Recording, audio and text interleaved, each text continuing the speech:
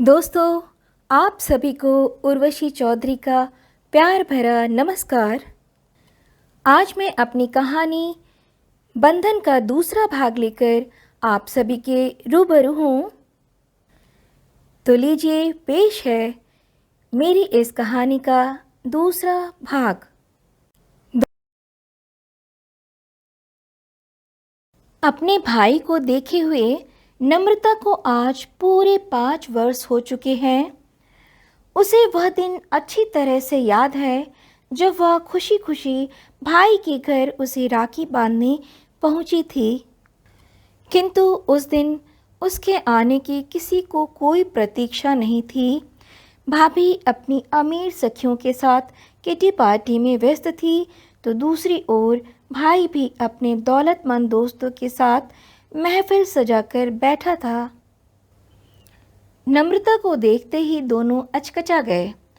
भाई उसकी ओर लगभग दौड़ता हुआ आया।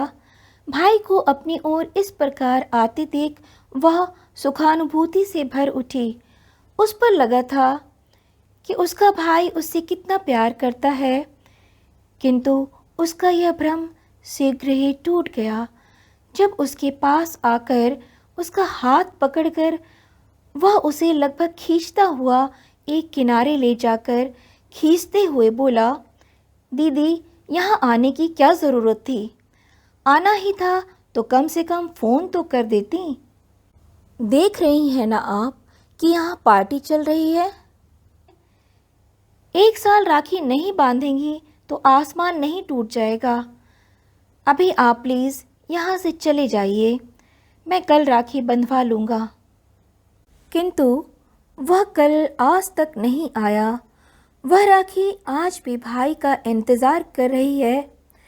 और भाभी, उसने तो उस दिन उठकर उससे मिलने की जहमत तक नहीं उठाई। नम्रता से उसकी किटी पार्टी की शान जो बिगड़ जाती। नम्रता, तुम अभी तक सोई नहीं?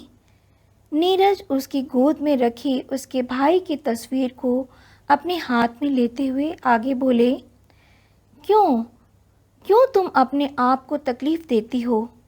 तुम्हारे भाई को ना सही, पर मुझे और बच्चों को तुम्हारी ज़रूरत है। प्लीज़ नम्रता, अपने आप को इतना मत तोड़ो। मैं क्या करूं नीरज?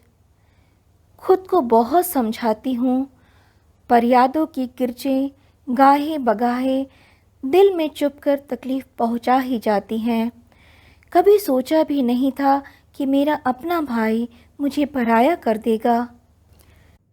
क्या पैसों में इतनी ताकत होती है कि वह भाई से मिलने को आतुर बहन के दिल की आवाज़ भी भाई तक नहीं पहुंचने देता है? ऐसा नहीं है नम्रता, देखना, एक दिन सब ठीक हो जाएगा। तुम्हारा भाई तुमसे मिलने ज़रूर आएगा। तुम नाहक ही दुखी हो रही हो। नीरज की बात सुन नम्रता को थोड़ा सुकून मिला और भाई से मिलने की चाह लिए कब नीरज की बाहों में उसकी आंख लग गई, उसे खुद पता नहीं चला। सुबह जब उसकी आंख खुली तो दिन चढ़ आया था। नीरज गुनगुनाते हुए किचन में खीर बना रहे थे। दोनों बच्चे नहा धोकर तैयार थे। अरे, आज तो राखी है। वह भी जल्दी से बाथरूम में नहाने घुस गई। फिर सभी ने मिलकर पूजा की। सोनल ने अपने भाई को राखी बांधते हुए ईश्वर से उसके सुखी और स्वस्थ रहने की प्रार्थना की। उत्कर्ष भी उसे उपहार देता हुआ बोला, सोनल, मैं तुम्हें कभी उदास नहीं होने दूंगा। मैं तुम्हारी हर खुशी का ख्याल रखूंगा। भाई बहन के इस प्यार को देखकर नम्रता की आंखें भीग गईं। सच है, हर युग में जहाँ एक ओर कंस जैसे भाई होते हैं जो अपनी बहन की खुशियाँ छीन लेते हैं, तो वहीं दूसरी ओर कृष्ण जैसे भाई भी होते हैं जो बहन की रक्षा करने दौड़े चले आते हैं। नम्रता ने सोचा कि क्यों ना वह भी विगत 5 वर्षों से सहेजी हुई राखियों को भगवान श्री कृष्ण की मूर्ति के हाथ में बांध दे। किंतु जैसे ही वह राखी बांधने लगती है, अचानक दीदी दीदी की आवाज़ उसके कानों में पड़ती है। वह पलटकर दरवाजे की ओर देखती है।